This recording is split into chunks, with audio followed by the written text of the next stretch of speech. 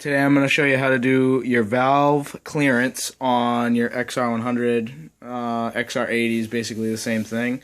First, you want to do is you take these two bolts off for the head, and you want to have all like the seat and the tank off, and yeah, that's about it for all the shit that you need off of it.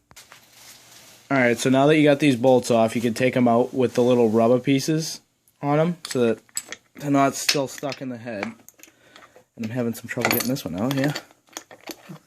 There we go. You can just pull the head off, and you want to slide it to the front and then out. That's the only way you can really get it out. And see, here is our camshaft in the middle, cam chain and cam sprocket. You got the rockers right here, and here's what you want to loosen when you want to adjust the valves. And you're also going to need feeler gauges if you don't have them already. And you just stick them under right here to see the clearance. Alright, here's my really old set of feeler gauges. And of course the one that is broken is the one that we need.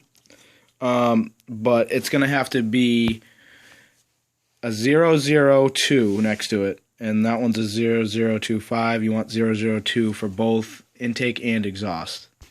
If you have the feeler gauges that are bent, they're more ideal for these because it's kind of a pain, because you kind of gotta fish it around here and then squeeze it in there and feel like the drag, if there's any drag on the camshaft for the rockers.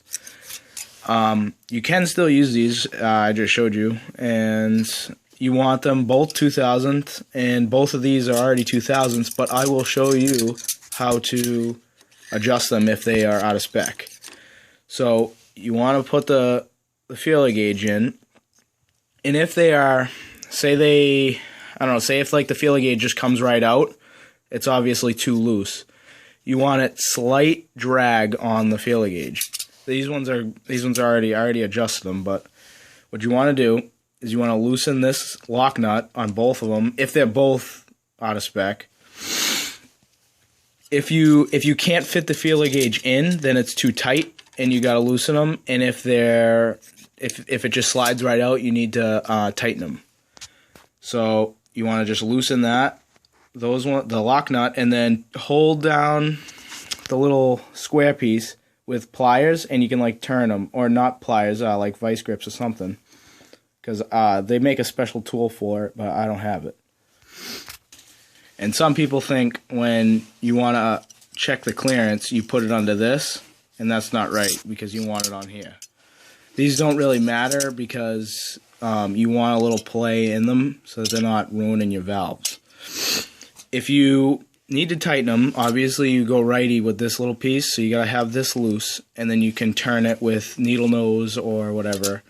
And when you want to tighten it down, you got to hold it in place and then tighten the lock screw so that it doesn't spin while you just tighten this lock screw.